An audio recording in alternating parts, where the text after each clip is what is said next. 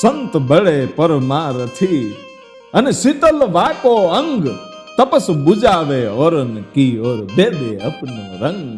અરે તપસ બુજાવે ઓરન કી ઓર દે દે અપનો રંગ. સાધુ તો છે ને બીજાના દુઃખ દૂર કરે, અને એવા અનેક સાધુ આપણી સૌરાષ્ટ્રની ધરતીમાં થયા. અને સૌરાષ્ટ્રની આ ધીંગી ધરતી તો હજારો વર્ષના જૂના ઇતિહાસને પોતાના પેટાળમાં હંગરીને બેઠી છે. અને એમાંનો એક ઇતિહાસ એટલે રતા ભગત. નાની મોલડી ચોટીલાથી રાજકોટ જતા 7 કિલોમીટર દૂર ત્યાં નાની મોલડી નામનું ગામ છે. અને ત્યાં આજે પણ રતા બાપુના આશ્રમમાં હરિહરની આંકલું પડે છે ભાઈઓ. ટુકડો ત્યાં હરિ ટુકડો, ઈ મંત્ર લઈ અને બેઠેલો ઈ કાઠી સંત એટલે રતા બાપુ. અને રતા બાપુ કોઈ જેવો તેવો સંત નહીં, એના ગુરુ તો ગેબીનાથ હતા ભાઈ. ગુરુ ગેબીનાથ હતા. ગુરુ પણ એટલા મહાન, પોતે રતા બાપુ પણ એટલા મહાન. અને રતા બાપુના શિષ્ય એટલે મેસરિયા ગામ બાજુનું મોલડીથી થોડેક દૂર મેસરિયા ગામ ને ત્યાં જાલો રબારી એ રતા બાપુનો શિષ્ય હતો. અને જાલા રબારીએ જીવંત સમાધિ લીધા પછી વીરપુરમાં જલારામ તરીકે અવતર્યા. જલારામ બાપુના પૂર્વજન્મ એટલે જાલો રબારી, અને પોતે વીરપુરમાં અવતર્યા. જાલા તું જલા થયો અને જલા તું થયો અલા. ઓ ભાઈ, રામ નામ મેં લીન હૈ અને દેખત સબ મેં રામ, તાકે પદ વંદન કરું બાપા જય જય જોગી જલારામ. એવો સૌરાષ્ટ્રનો સમર્થ સંત થયા. એ આખી આ રતા બાપુની પરંપરા. અને એવા મહાન સંત એટલે રતા બાપુની જો આપણે વાત કરવી હોય ને તો કાઠી દરબાર સુરા બાપુ ખાચર શાંખના, અને એને ઘરે દીકરાનો જન્મ થયો એ રતા બાપુ. અને રતા બાપુ ધીરે ધીરે મોટા થાય છે અને યુવાની આવતા એના લગ્ન થયા. એમના પત્નીનું નામ માંગલબેન. અને એ બંને એમ કહેવાય છે કે ધીરે ધીરે એ સમય ગુજારતા જાય છે. અને પછી તો એ રતા બાપુએ, એ કાઠી દરબાર રતા બાપુએ એ નાની મોલડી ગામના તોરણ બાંધ્યા ભાઈઓ. તોરણ બાંધ્યા આખું ગામ છે એ ઊભું કર્યું ત્યાં નાની મોલડી. એ ગામના દરેક મકાનો તો ઊભા થયા, પણ ઉપર નાખવા માટે નળિયા બનાવવાના હતા. અને ગામે ગામના એમ કહેવાય છે કે પ્રજાપતિ કુંભારોને બોલાવવામાં આવ્યા અને બધાય નળિયા બનાવે છે ભાઈ. નળિયા તો બનાવ્યા, અને બરાબર ચૈતર વૈશાખનો સમય, ચોમાહું આવવું થઈ ગયું છે. અને એવે વખતે નળિયાના એ બધાય બનાવ્યા પછી નિંભાડાઓ ખડકવામાં આવ્યા. હજી નિંભાડામાં નળિયા પાક્યા નથી, નિંભાડા હળગાવ્યા નથી. એ પેલા એમ કહેવાય છે કે ઘટના એવી બની કે બધાય કુંભારોએ નિંભાડાઓ તો ખડક્યા છે, પણ આકાશમાં એમ કહેવાય છે કે ઘટાતોપ વાદળા છે મીંડા થવા. ઓતર દક્ષિણ દિશાથી એ ગાયની ખરી જેવી વાદળિયું છે એ ધીરે ધીરે ધીરે ધીરે મંડી મોટી થવા ભાઈ. અને આખો આબ છે એ કાળા ડિબાંગ વાદળાથી ભરાઈ ગયો ભાઈ. અને હમણાં વરસાદ પડ્યો કે પડશે એવો સમય થઈ ગયો. અને બધા કુંભારો છે એ ગાંગા થઈ ગયા કે હા હમણાં વરસાદ પડશે તો આપણા બધા નળિયા છે એ હમણાં ઓગળી જાહે. અને મીંડા ઢાંકવા ભાઈઓ. એકદમ ઉતાવળ એમ કહેવાય છે કરી અને પોતાના નિંભાડાઓ છે જે હાથમાં આવે એનાથી ઢાંકવા મીંડા કે વરસાદથી નિંભાડાઓ બચી જાય, નળિયા ઓગળે નહીં એટલા માટે મીંડેલા ઢાંકવા. અને એમાં આ રતા બાપુ કાઠી એની નજર ગઈ. અને એક કુંભાર ભગત પલાઠી વાળીને બેઠા છે અને હાથમાં માળા ફરે છે, તુહી ઠાકર તુહી ઠાકર તુહી ઠાકર. અને રતા બાપુ વિચાર કરે છે કે આ બધાય કેટલા ગાંગા થઈ ગયા છે કે હમણાં બધાય નળિયા ઓગળી જાહે, બધાયની મજૂરી વહી જાહે. કેટલી મહેનત કરીને આ નળિયા બનાવ્યા છે ને હમણાં વરસાદ પડશે નળિયા ઓગળી જાહે એટલા માટે બધાય ગાંગા થઈને ઉતાવળા થઈ અને નળિયા ઢાંકે છે. અને આ તો પોતાના નિંભાડા પાસે બેઠો બેઠો ઠાકરની માળા કરે છે. અને ત્યાં જઈને રતા બાપુ કહે છે કે ભગત આ માળા કાંઈ કામ નહીં લાગે, આ કરેલું ભજન કાંઈ કામ નહીં લાગે. હમણાં બધા નળિયા છે ને એ ઓગળી જાહે ને તમારી મજૂરી જાહે. અને મારે આ ગામમાં ચોમાહું આવે એ પેલા તો ગામને જ નળિયાથી ઢાંકી દેવાનું છે. હવે જટ કરો, ઊભા થાવ અને મળો નળિયા ઢાંકવા. અને ત્યારે કુંભાર ભગત ઊભા થયા ભાઈઓ. પણ એ કોણ હતા? થાનગઢની બાજુમાં જે કુંભારવાડો છે, એ કુંભારવાડામાંથી એ થાનગઢનો મેપો ભગત કુંભાર હતો ભાઈઓ. એ મેપા કુંભાર ઊભા થયા અને આમ આકાશની સામે મીટ માંડીને ઘટાટોક વાદળા જોયા અને પોતાની માળા તો એક હાથમાં છે, પણ પોતે એક કાહબંધ કડિયું પહેરેલું હતું ભાઈ. અને એ કેડિયું કાઢ્યું મેપા ભગતે. એ કુંભાર ભગતે કેડિયું કાઢ્યું અને પોતાના નિભાડા ઉપર ઘા કર્યું કે લ્યો દરબાર, આ ઢકાઈ ગયું. કે કઈ કેડિયા ઢાકે એ વરસાદથી નળિયા નહીં પલળે એવું લાગે છે તમને? કેડિયું તો તમારું કાપડનું છે, તમારું પહેરવાનું કાપડ તમે ઢાંક્યું છે. અને આખો નિભાડો થોડો આ એક કેડિયાથી ઢકાઈ જાય? તમે જુઓ તો ખરા, હમણાં નળિયા ઓગળી જાય. અને તેદી એ મેપો ભગત કુંભાર એટલું કીધું તું કે ભલા માણા, મને મારા ઠાકર ઉપર વિશ્વાસ છે હો, મારો ઠાકર મારા નળિયા પલળવા નહીં દે. એમ કરીને પાછા નીચે પલાઠી વાળીને બેસી ગયા અને તુહી ઠાકરના નાદ મીડ્યા પાછા લાગવા.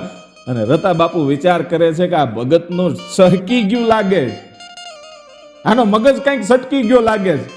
હવે એની મજૂરી જવાની છે, આ બધા નળિયા પલળી જવાના છે. નાનકડું એવું કડિયું ઢાંક્યું, પોતાના અંગમાં પહેરેલું એ કેડિયું ઢાંકી અને મેપો ભગત કુંભાર પલાઠી વાળી મીડો માળા કરવા. અને એ જ વખતે એમ કહેવાય છે કે વરસાદ છે એ અંદરાધાર મીડો વરહવા ભાઈઓ. એવો વરસાદ વર્યો 2 કલાક સુધી ભાઈ. અને એ ગામમાં એમ કહેવાય છે કે ગોઠણે ગોઠણે પાણી વહેતું થઈ ગયું અને વરસાદ ઉભો રહ્યો.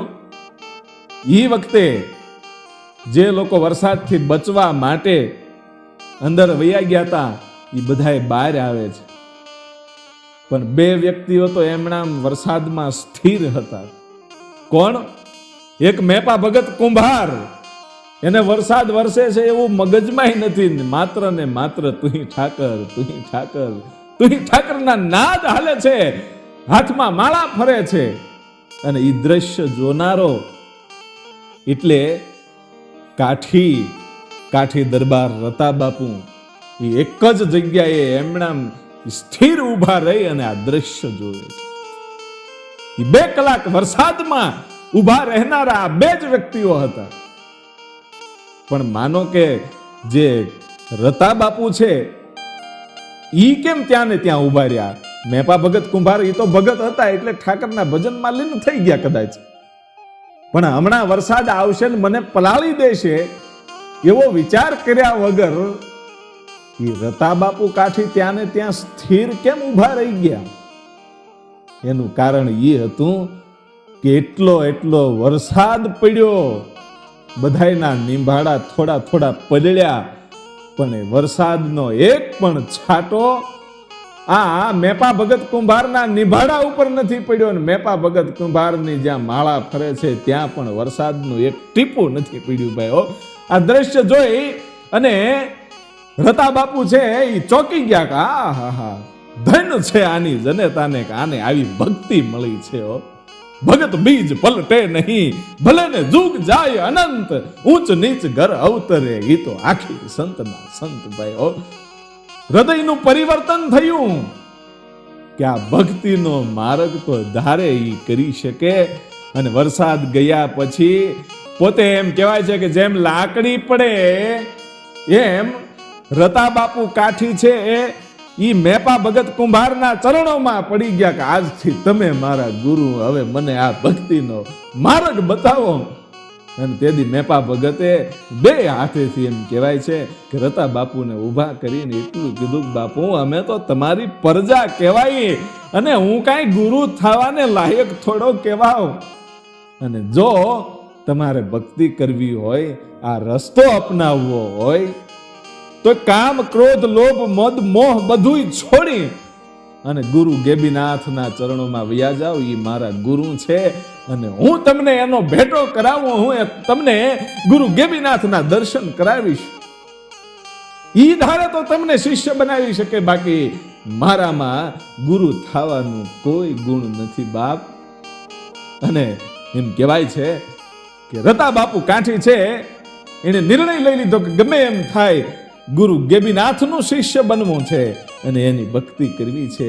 અને પછી તો ભાઈ ઈ ગામે બની ગયું, નળિયાય ઢકાઈ ગયા, પણ અહીંયા તો આકરા નીમ લેવાઈ ગયા હતા કે ભાઈ હવે ગમે એમ થાય, કામ ક્રોધ લોભ મદ મોહ છોડી અને માત્ર ભક્તિ કરવી છે, હકનું ખાવું છે, ખેતી ખરી અને સાધુ સંતોને ભોજન કરાવવું છે, મહેનત કરવી છે, લોકોના કર લેવા નથી. એ તો બધું હૃદય પરિવર્તન થઈ ગયું હતું.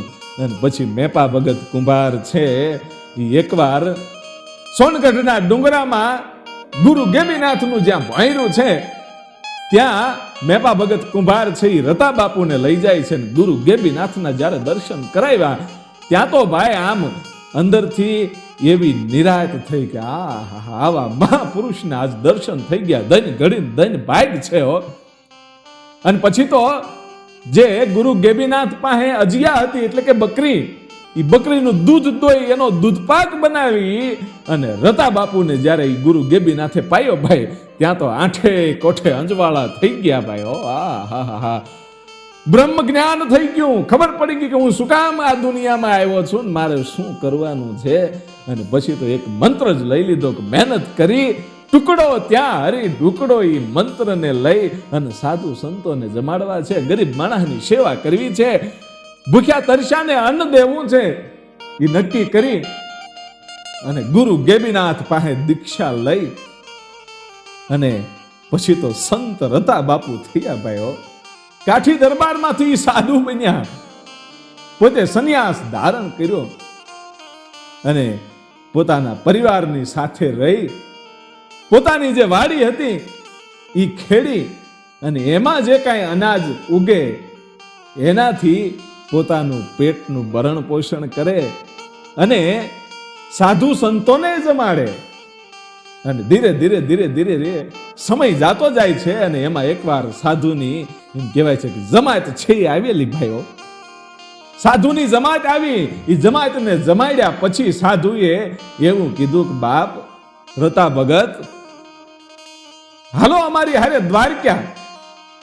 હે કે અમે યાત્રાએ જઈ છીએ, દ્વારકાની યાત્રાએ. અને મનમાં એમ થયું કે એકવાર દ્વારકાધીશના દર્શન કરવા છે. ઘરે પોતાના પત્નીને બધું કામ સોંપી દીધું કે કોઈ પણ સાધુ સંતો આવે, ગરીબ માણસ આવે તો એને ટુકડો આપજો, હું આ સાધુ સંતોની જમાતની હારે દ્વારકાધીશના દર્શને જાઉં છું. કેટલા સમયે પાછો આવું એનું કાંઈ નક્કી ન હોય, કારણ કે ત્યાં તો ચાલીને જવાનું એટલે ઘણો સમય લાગી જાય. એટલે તમે કોઈ સાધુ સંતો આવે તો એને મીઠો આવકારો આપજો, ટુકડો આપજો, ગરીબ માણસની સેવા કરજો. એવો બધોય બોધ આપી અને સાધુ સંતોની સાથે રતા બાપુ છે એ દ્વારકા જાય છે. અને એ વખતના સમયમાં જે માણસ દ્વારકાની યાત્રાએ ગયો હોય ત્યાં એ પોતાના ખંભે છાપ લગાવતા, એટલે જ્યારે પાછા આવે એટલે ખબર પડે કે આ દ્વારકાની યાત્રા એને કરેલી છે, એ છાપ જોતા. એટલે ત્યાંથી છાપ લગાવી દ્વારકાધીશના દર્શન કરીને પાછા આવ્યા. અને પછી તો આકરું નિયમ લઈ લીધું ભાઈઓ કે દર વર્ષે એકવાર દ્વારકાધીશના દર્શન કરવા જવાનું અને પોતે ચોખા ઘીની સુખડીનો પ્રસાદ બનાવીને દ્વારકાધીશ પાસે જાય, એના દર્શન કર્યા પછી જ ખાવાનું. ત્યાં સુધી મોઢામાં અન્ન કે કોઈ પણ પ્રસાદ મૂકવાનો નહીં.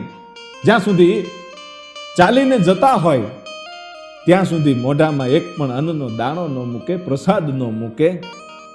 એવી રીતે સમય જાતો જાય છે. પણ અહીંયા તો ભક્તિ લાગી છે એટલે ક્યારેક કસોટી પણ થાય. અને બરાબર એકવાર આમ ચોમાહાનો સમય છે, વાવણીનો સમય આવ્યો અને પોતાનું ખેતર છે એ રતા ભગત છે એમ કહેવાય છે ખેડવા માટે હળ લઈને જ્યારે ગયા ત્યારે બરાબર થોડુંક હળ હાલ્યું અને હળ ઊભું રહી ગયું. બળદને ઘણી બધી કોશિશ કરવા છતાંય હળ આગળ હાલતું નથી. એટલે રતા બાપુએ એ હળને જમીનમાંથી બહાર કાઢીને જોયું તો અંદર હોનામોર ભરેલી ઈ માયા છે, એ મોટું જબરું માટલું દેખાણું ભાઈઓ. અને રતા બાપુએ પાછી ઉપર ધૂળ વાળી દીધી. આખા રાણી સિક્કાનું કદાચ ભરેલું હશે, એમાં માયા હતી, હોના મોર હતા, એ આખું માટલું હતું, છતાં એની માથે ધૂળ વાળી દીધી અને હળ લઈને બીજી જગ્યાએ વહી ગયા. શું કામ? મનમાં વિચાર આવ્યો કે આ મોહ માયા છોડીને તો હું સાધુ બન્યો છું, અને હવે આ બધી મોહ માયાને બારી કાઢવી નહીં, મારે આ માયાને લેવાય નહીં. બીજી જગ્યાએ જઈને હળ હાંક્યું છે, ત્યાં પણ ઈ જ બન્યું, ત્યાં પણ માયા ભરેલું એ માટલું નીકળ્યું, પાછું દાટી દીધું અને નક્કી કર્યું કે હવે આજ છે ને આ માયા છે એ મારા મગજમાં ગળી જાય એ પેલા વયું જવું છે ને હવે કાલે હું પાછો ખેતર ખેડીશ. બીજા દિવસે બીજા ખૂણામાંથી શરૂ કર્યું તો ત્યાં પણ એવી જ ઘટના બની. આખા ખેતરમાં નકરી માયા માયા માયા, આખું ખેતર ભાઈ હોના મોરનું ભરેલું છે ધરતીમાં, એ પાછી ધૂળ વાળી દે. અને મનમાં વિચાર આવ્યો કે આખા ખેતરમાં આ માયા છે, આનું કારણ શું? હવે મારે ખેતરમાં વાવવું તો વાવવું કેમ? પેલા ખેતરને ખેડવું તો પડે ને, ખેતરને ખેડવું તો એક વેતે, હળ હાલતું નથી. અને હોનાના ભરેલા એ માટલાઓ નીકળે છે, આ માયાના ભરેલા માટલાઓ નીકળે છે. હવે કરવું તો કરવું શું? વિચાર કરી અને હળ લઈને પોતાની ઘેરે વયા જાય. અને બરાબર હાંજ પડી અને અડધી રાતને ટાણે એ રતા બાપુને સપનું આવ્યું, અને સપનામાં એ માયા આવી અને માયાએ કીધું કે ભગત, ખેતરમાંથી મને કાઢી લ્યો, તમે પાછી ધૂળ વાળી દો છો, એવું ન કરો, મારે તમારી આંગણે આવવું છે, તમે મને લઈ જાઓ અને ભૂખ્યા દુખ્યાને રોટલો દેવામાં હું તમને મદદ કરીશ. તમે મને લઈ જાઓ, ખેતરમાંથી જે તમને માટલાઓ દેખાય છે લઈ જાઓ, હું માયા છું અને તમારી પાસે મારે સામે આવીને આવવું છે. અને રતા ભગત જ્યારે હવારમાં જાગ્યા ત્યારે એમ થયું કે ઓહો, આ માયાએ તો બહુ કરી છે હો. અને પાછા જ્યારે ખેતર ખેડવા જાય ત્યારે એ જ ઘટના બની. ત્યારે પાછી ધૂળ વાળી દીધી માટલાની ઉપર કે ગમે એમ થાય, મેં તો મોહ માયા છોડી દીધી છે, હવે માયાને પાછી લેવાય નહીં હો. અને માયાને પાછી લઉં તો હું સંત થોડો કહેવાવ, મેં કાંઈ ભક્તિનો માર્ગ અપનાવ્યો થોડો કહેવાય. એવો વિચાર કરીને પાછી ધૂળ વાળી એટલે માયા છે ત્યાં ને ત્યાં તરત પ્રગટ થાય છે અને બે હાથ જોડીને કહે છે કે ભગત, મને લઈ જાઓ. અને ત્યારે રતા બાપુએ એટલું કીધું કે તારે ગમે એમ કરીને મારે ઘેરે આવવું તો છે જ ને, કે હા તમે મને લઈ જાઓ બસ. કે એમ ન લઈ જાઓ કે તારે જો મારા ઘરમાં આવવું હોય તો મારી દીકરી તરીકે આવ્યો, હું તારો બાપ ને તું મારી દીકરી. એટલે માયા નચાવે એમ હું નાચવા વાળો નથી, એટલે તું મારી દીકરી થઈને આવ તો હું તને રાખું. પણ રતા બાપુએ માયાને સિદ્ધિ કેમ ન લીધી? દીકરી તરીકે પોતાની ઘરે અવતરવાનું શું કામ કીધું? કારણ કે રતા બાપુ જેવો તેવો સાધુ નહોતો, એ જાણતો હતો કે માયાએ કોઈને છોડ્યા નથી ને કોઈને છોડશે નહીં, માટે મને પણ નહીં છોડે. પણ આ માયાને હું દીકરી તરીકે માંગી લઉં, અને દીકરી છે એ તો પારકા ઘરની આશ કહેવાય. બાપના ઘરમાં લાંબો સમય દીકરી ન રહે, એ તો એનું કન્યાદાન થઈ જાય. એટલે આ માયા છે એ મારી ઘેરે દીકરી તરીકે અવતરે ને એ માયાનું પણ હું દાન કરી શકું. વિચાર તો કરજો કેવો અદ્ભુત આ સંત હશે કે માયાનું પણ જે દાન કરી દે. એટલે માયાને કીધું કે તું મારી ઘેરે દીકરી તરીકે અવતર તો હું તને રાખું. અને માયાએ બે હાથ જોડીને કીધું કે બાપુ, 9 મહિના 13 દિવસે તમારે ઘેરે હું આવીશ, હવે તમારી દીકરી થઈને આવીશ, પણ તમારા ઘરમાં આવવું છે હો. અને માયા છે એ હંકેલાઈ ગઈ. રતા બાપુએ ખેતર ખેડ્યું, અન્ન વાવ્યું, અને પછી તો એ દુખિયારાવને એમ કહેવાય છે કે હાચવે, આશરો આપે, ભૂખ્યા દુખ્યાને એ ટુકડો આપે. એમ કરતા કરતા 9 મહિના 13 દિવસે એ માયાએ પોતાની ઘેરે દીકરી તરીકે અવતાર લીધો ભાઈઓ. દીકરી આવી એટલે એનું નામ રતા બાપુએ માકબાઈ પાડ્યું. એની માકબાઈ છે એ ધીરે ધીરે ધીરે ધીરે મોટી થતી જાય છે અને યુવાન થતા જે થાનગઢ છે એ થાનગઢના દરબાર એટલે જાદરા બાપુ, જાદરા બાપુની સાથે એના લગ્ન કરાવ્યા. ઢોલ રે વાગ્યા ને અહીંયા દડુકિયા, અરે વરરાજાના વાગ્યા જ્યાં નિશાન, ઘર મારે ફફડ્યું કૂણું એક કાળજું. એ દીકરીની જાન આવી, 4 ફેરા ફેરવી દીકરીની વિદાય થઈ. અને રતા બાપુએ 2 આહુડા આંખમાંથી પાડ્યા, દીકરીને બોધ આપ્યો કે બેટા તમારા આંગણે જાઓ છો ત્યાં મારું નામ ઉજળું કરજો. દીકરીને હાહરે મોકલી દીધી માકબાઈને. પણ દીકરી સાસરે ગયા પછી ઘણોય સમય થઈ ગયો, પણ પિયરમાં આટો દેવા આવી નથી ભાઈ. શું કામ? થાનગઢ થી મોલડી બહુ જાજુ છેટું નથી, દૂર નથી, છતાંય દીકરી એ આટો મારવા ન આવી શકી. કારણ કે માકબાઈને જેની સાથે પરણાવ્યા હતા ને, ઈ કાઠી જાદરો. ઈ કોણ હતો? ઈ સંત રતા બાપુના સગા બેનનો ભાણિયો હતો. અને ફૂઈની વાહે આ ભત્રીજી દીધેલી. પણ આ તો ભાઈ જાદરો હતો ને, ઈ તો કાળજાળ બારવટિયો, જેસલ જાડેજા જેવો કહે તો એમાં કાંઈ ખોટું નહીં. ગમે એને મારીને લૂંટીને ખાવું, બસ બીજી વાત નહીં. અને માકબાઈ થી જરાય આડું હવળું થવાય નહીં, નહીતર માકબાઈને પણ મારી લે, પોતાની જનેતાને પણ મારી લે. એવો કાળજાળ માણસ ભાઈઓ. અને જાદરાના દુઃખ છે એ માકબાઈ થી સહન થતા નથી, પણ કરે તો કરે શું? પોતાના બાપના શબ્દો યાદ આવે કે બેટા સાસરે જઈને મારું નામ ઉજળું કરજો. એટલે પોતાના બાપને પણ ફરિયાદ થઈ શકે નહીં.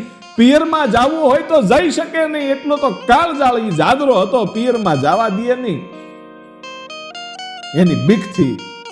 એમ કહેવાય છે કે આ માકબાઈ છે ઈ ભાઈ શરીર પોતાનું ઉતરી ગયું હતું, હુકલ હાઠીકા જેવી થઈ ગઈ હતી. બહુ સહન કરે છે. પણ અહીંયા રતા બાપુની એકવાર ઈશ્વર કસોટી કરવા માટે આવે છે. કેવી રીતે? કે 12 વર્ષના, એમ કહેવાય છે કે 3 વખત ઈ 12 વર્ષની તપસ્યા પૂરી થઈ. કઈ રીતે? જે દ્વારકા ચાલીને જતા હતા અને પોતાનું નિયમ હતું કે દ્વારકા પહોંચે ભગવાન દ્વારકાધીશના દર્શન કર્યા પછી જ મોઢામાં પાણી કે અન્ન મૂકવાનું. ઈ આકરા નિયમો પાળતા હતા. અને એમાં ઈ 12 વર્ષ 3 વખત પૂરા થયા, 36 વર્ષનો સમય ગયો. અને ઈશ્વરને એમ લાગ્યું કે હવે આની એકવાર કસોટી કરવી પડશે.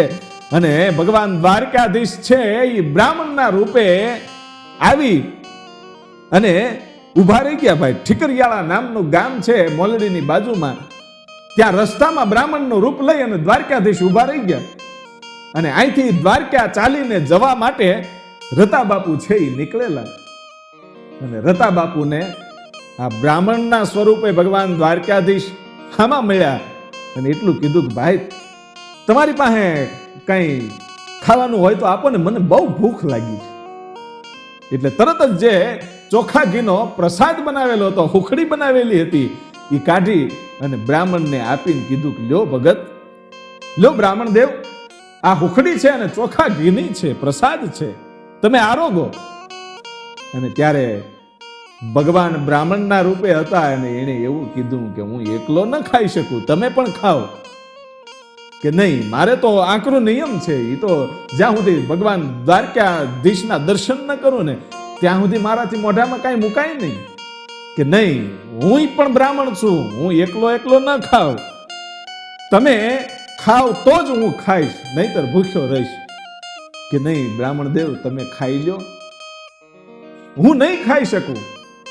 અને બ્રાહ્મણ દેવે, ભગવાન કૃષ્ણએ બ્રાહ્મણના રૂપમાં રતા બાપુને ખૂબ જ એમ કહેવાય છે કે કીધું કે ગમે એમ થાય તમારે ખાવું તો પડશે. કે નહીં, હું નહીં જમી શકું, મારું આકરો નિયમ છે. એ રતા બાપુ માન્યા નહીં એટલે તરત જ બ્રાહ્મણના રૂપમાંથી ભગવાન દ્વારકાધીશ પોતે પ્રગટ થયા અને એટલું કીધું કે ભગત, તમે તમારી કસોટીમાંથી પાર ઉતર્યા છો. આ 36 વર્ષના તમારા આકરા નિયમો છે, હું તમારી ઉપર રાજી છું, એટલે હવે તમારે દ્વારકા આવવાની જરૂર નથી. તમે તો હવે ભગત કહેવાય અને તમારે આંગણે તમે પાછા જાઓ.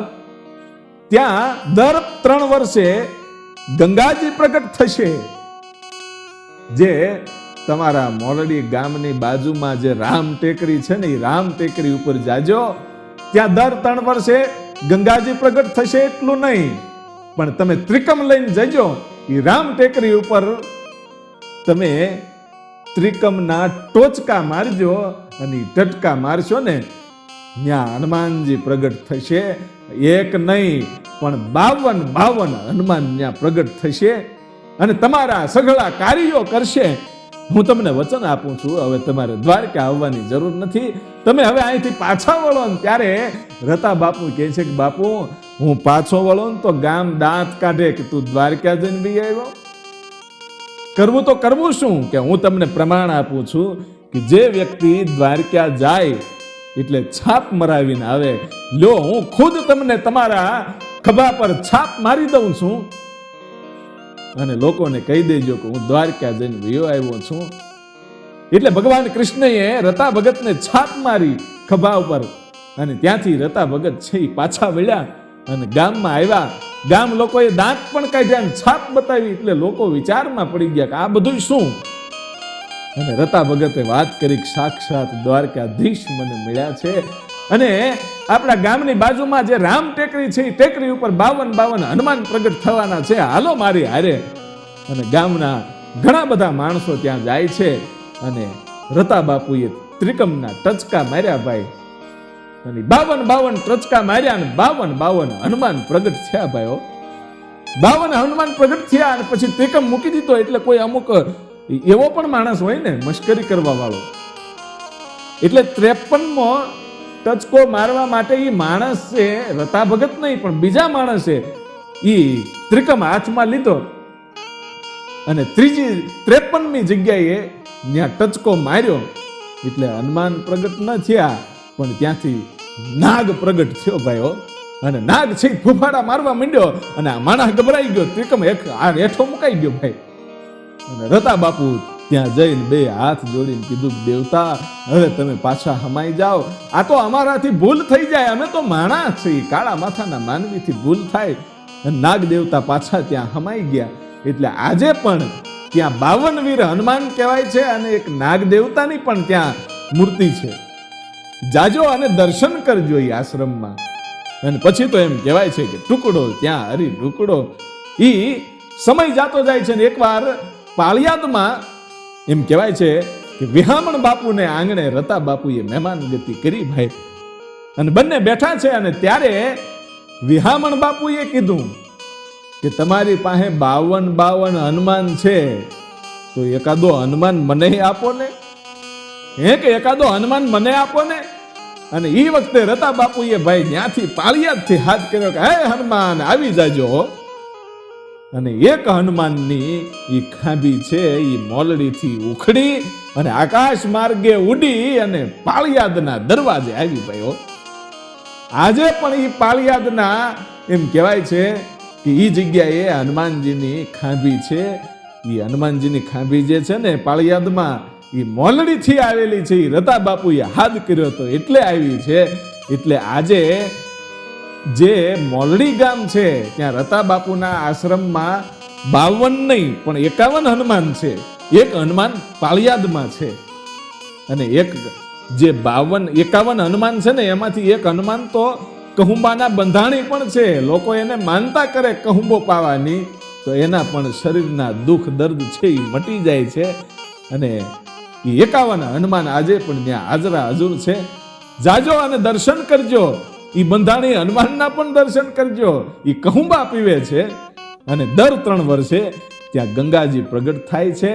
અને પછી ઈ ભગવાન દ્વારકાધીશને પણ સ્નાન કરાવે છે. અને પછી રાતે 3 વાગ્યા પછી આખું ગામ પણ ઈ ગંગાજીથી સ્નાન કરે છે. જ્યાં વાય છે એ વાયુની અંદર એ ગંગાજી પ્રગટ થાય છે. અને પછી તો એમ કહેવાય છે કે ધીરે ધીરે સમય વીતતો જાય છે. પણ એકવાર ઘટના એવી બની કે મોલડી ગામની રતા બાપુના ગામની રબારીની દીકરીઓ છે એ મયારા લઈ અને થાનગઢમાં ગયેલા ભાઈ. એ થાનગઢમાં ગયા અને એ વખતે દીકરીઓને યાદ આવ્યું કે આપણી રતા બાપુની દીકરી માકબાઈ અહીંયા હારે છે. એટલે ઈ પિયરમાં લગ્ન થયા પછી કોઈ દિવસ આવી જ નથી. હાલો ને આપણે એના હક દખ પૂછતા જઈએ, આપણે એના ખબર અંતર પૂછતા જઈએ. ખબર અંતર પૂછવા માટે માકબાઈની ઘરે ગયું ભાઈઓ. અને માકબાઈના પતિ જાદરો ઘરે નથી, ક્યાંક એ ઘોડી લઈને ગયો છે લૂંટફાટ કરવા માટે. અને માકબાઈ છે એ પોતાની સાહેલીઓને ભાળી આંખમાંથી આહુડાની ધાર થઈ અને બથ ભરીને એમ કહેવાય છે કે પોતાની સાહેલીઓને મળે છે. અને પછી આ રબારીની દીકરી એટલું કહે છે કે બેન, આજ અમે આવ્યું છીએ તો હાલને અમારી ઘેરે, અમારી હારે હાલને, તારે પીરમાં આટો મરાઈ જાય. કે નહીં બેન, મારે પીરમાં અવાય એમ નથી, હો, મારાથી નહીં અવાય. અને તેદી આ માકબાઈની સાસુ એટલે કે એની ફૂઈ એટલું કહે છે કે બેટા, તારા દુઃખને આજ સુધી તું પી ગઈ છો, તે આહુડા પડવા નથી દીધા. મને ખબર છે કે તારી ઉપર મારા દીકરાએ કેવા જુલમ કર્યા છે, તારી ઉપર શું વીતે છે એ મને ખબર છે. બાપ, તું લગ્ન થઈને આવી ત્યારથી આજ સુધી પિયરના તે જાળવા જોયા નથી.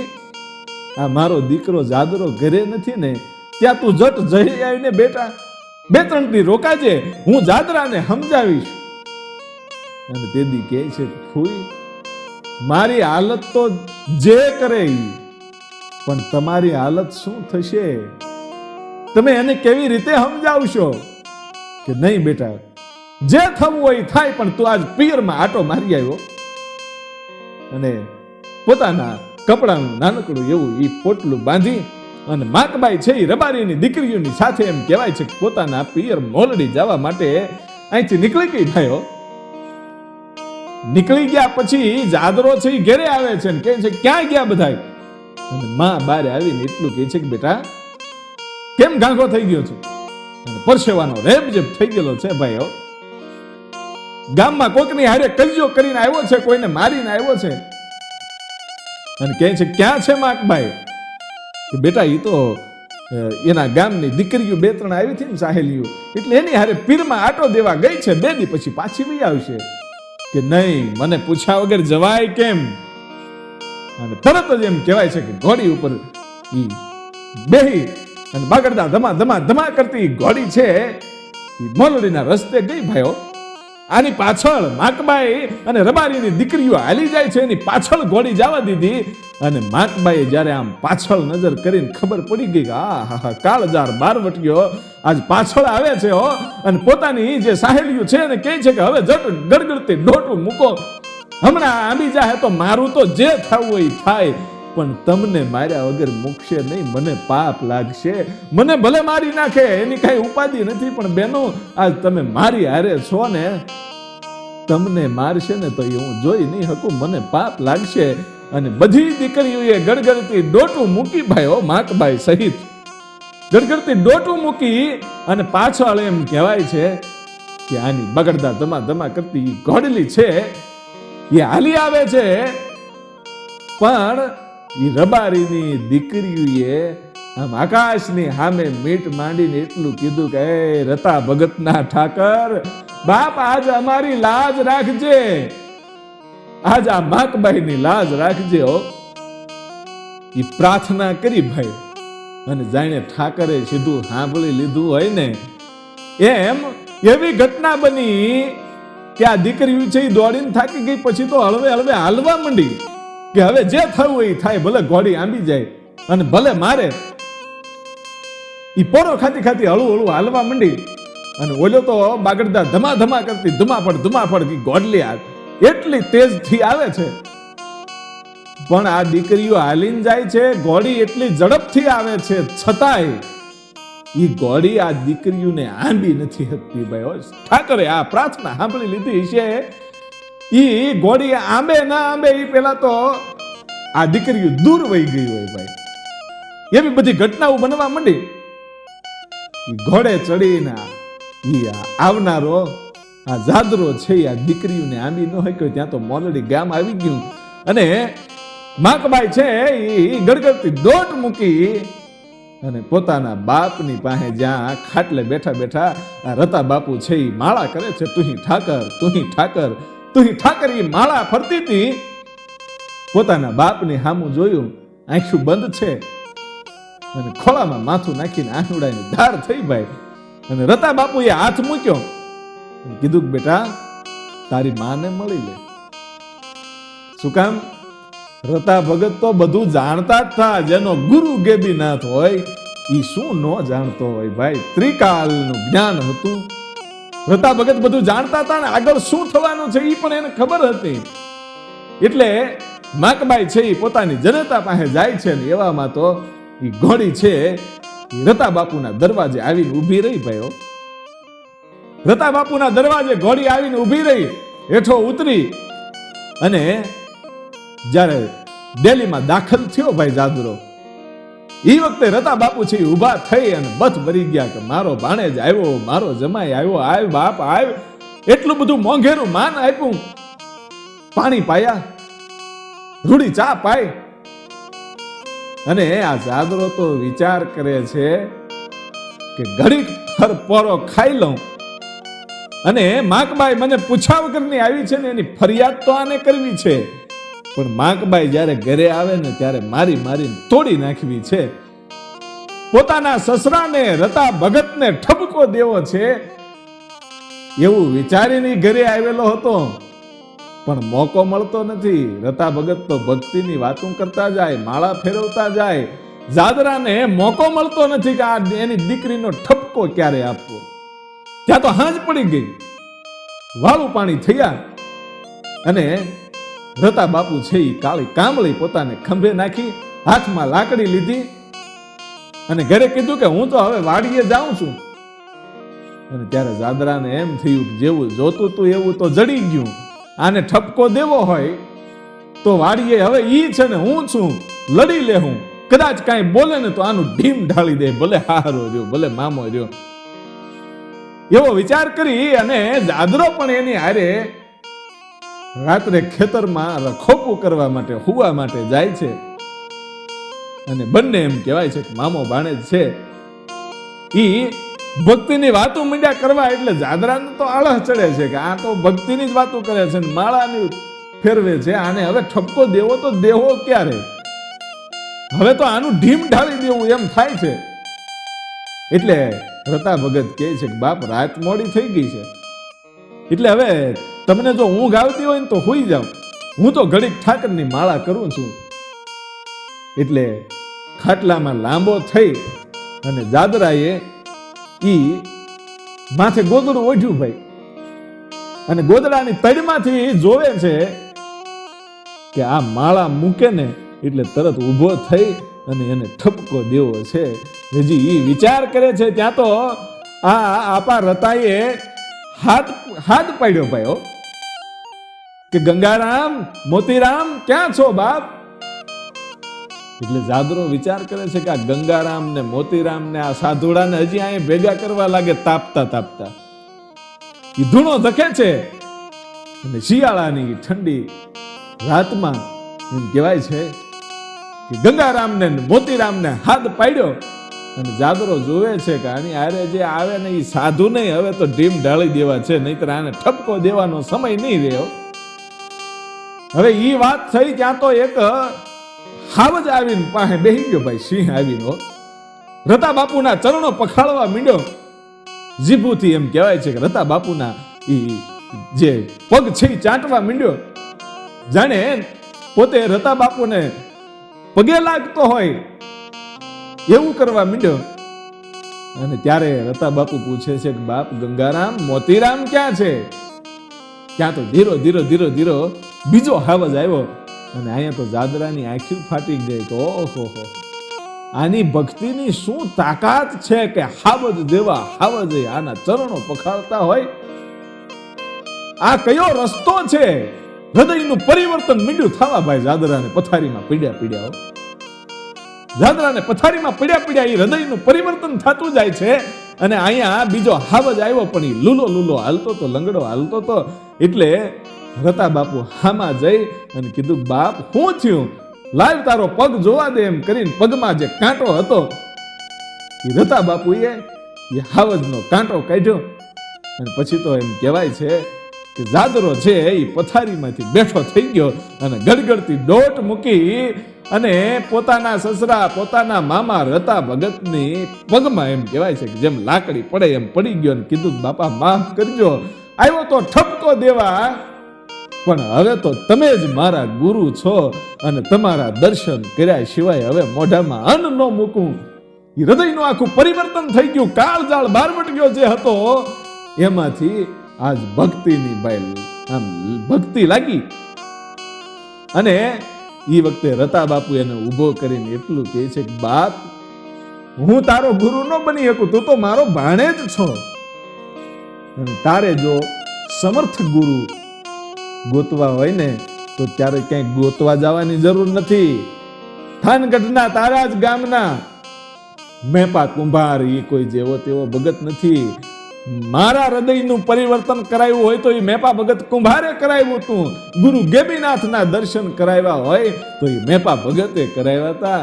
બાપ તું મેપા ભગતનું ચરણું લઈ લે. હવે કાંઈ વાંધો નહીં, પોતે આકરો નિયમ લીધો ભાઈઓ કે હવે તો મેપા ભગત કુંભારના દર્શન કર્યા સિવાય મોઢામાં અન્નનો દાણો ન મૂકું. આખી રાત ગઈ, હૃદય પરિવર્તન થઈ ગયું. સવારે ઘેરે આવે છે અને રતા બાપુએ પોતાની દીકરી માકબાઈને કીધું, બેટા હવે તૈયાર થઈ જાવ, આ જાદરો તમને તેડવા માટે આવ્યા છે. માકબાઈ તૈયાર થયા પણ મનની અંદર ફફડાટ આવે છે કે આહા, હમણાં ઘરે જઈને મારી શું હાલત થશે, ઘરે જઈને શું હાલત કરશે આ જાદરો એ ખબર નથી, પણ હવે જાવું તો પડશે જ. તૈયાર થયા અને ગયા પછી તો માકબાઈ વિચાર કરે છે કે આને શું થયું છે, આ જાદરાનું હૃદય એટલું બધું પરિવર્તન કેમ થઈ ગયું. અને માકબાઈને લઈને બીજે દી હવારનો હુરજ ઉગ્યો, ભલે ને ઉગા બાણ તિહારા લવ બામણા, હવે તો જીગણ મરણ રી માણ, અમારી રાખજે કાસો પર આવું. એ હુરજને પ્રણામ કરીને માકબાઈને કહે છે કે હાલો મેપા ભગત કુંભારને આંગણે જાવું છે, એના દર્શન કરવા માટે જાવું છે. અને જ્યાં સુધી મને એના દર્શન ના આપે ને એના શિષ્ય ન બનાવે ત્યાં સુધી મેં આકરો નિયમ લીધો છે કે એના દર્શન કર્યા વગર મોઢામાં અન્નનો દાણો નહીં મૂકવાનો. અને માકબાઈ અને આ જાદરો બંને પતિ પત્ની જાય છે ભાઈ. મેપા ભગત કુંભારના દર્શન કર્યા, 1 દી 2 દી 5 દી, અને પછી તો એકવાર પોતાને એકલું જવાનું થયું.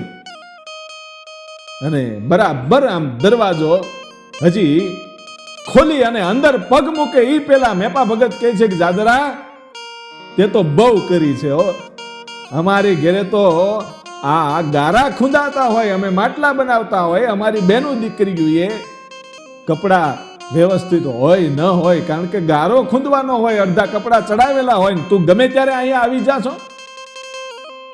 કારણ કે આની છાપ એટલી બધી હારી નહોતી. આ તો જેમ કચ્છનો જેસલ જાડેજા કાળજાર બારવટીયો હતો એવું જ નામ આનું હતું. પણ છતાંય જાદરો છે વાકો વળીને એમ કહેવાય છે કે મેપા ભગત કુંભારના ચરણોમાં પડ્યો. એ વખતે મેપા ભગતના હાથમાં જે દંડિયો હતો એ 2-3 એમ કહેવાય છે કે વાહામાં માર્યા ભાઈઓ, છતાંય એક શબ્દ ન બોલ્યો. અને ત્યારે મેપા ભગત કુંભારે કીધું કે જાદરા તું તો મારું અડધો અડધ લઈ ગયો છો, એમ કહી અને પોતાની અડધી ભક્તિ જાદરાને આપી દીધી. અને કીધું કે જાદરા તને ગુરુ ગેબીનાથના દર્શન કરાવીશ એટલું નહીં, તને દીક્ષા આપીશ એટલું નહીં, પણ તું જાદરો નહીં પણ જાદરો પીર તરીકે ઓળખાય જા, મારું વચન છે. એ મેપા ભગત કુંભાર છે ને ઉપર રાજી થયા, ગુરુ ગેબીનાથના દર્શન પણ કરાવ્યા અને એ જાદરો છે એ જાદરો પીર થઈને પૂંજાઈ ગયો. ઈ રતા બાપુએ એને માર્ગ બતાવ્યો કે તું મેપા કુંભાર પાસે જા. એવા મહાન સંત એ રતા બાપુને આપણે વારે વારે વંદન કરીએ છીએ અને હવે પછી મળીએ છીએ આપણે આગળના ઇતિહાસમાં.